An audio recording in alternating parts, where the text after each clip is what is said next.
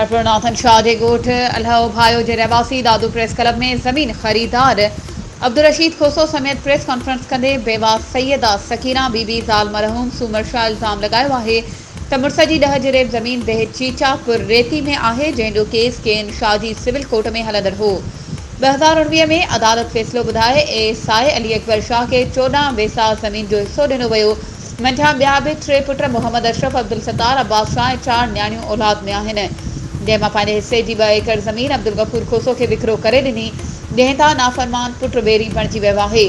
अदालत जे फ़ैसिले जी इनहराफ़ी करे 10 जरेब ज़मीन ते कब्ज़ो करे वरितो आहे। पुट पुलिस वर्दी जी आड़ में मूं माउ खे लाकअप करे मुंहिंजे हिक पुट अशरफ शाह ऐं न्याणी अरबाब शाह ते कूड़ो केस दाख़िल करे खेनि हैदराबाद सेंट्रल जेल मोकिले छॾियो आहे।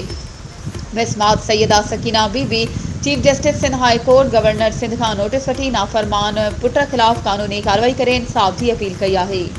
वधीक ख़बरुनि ऐं अपडेट्स जे लाइ असांजे चैनल खे सब्सक्राइब कयो ऐं हा, बेल आइकन खे प्रेस करणु न विसारिजो त जीअं असांजी हर नई अचण वारी वीडियो तव्हां ताईं पहुची सघे।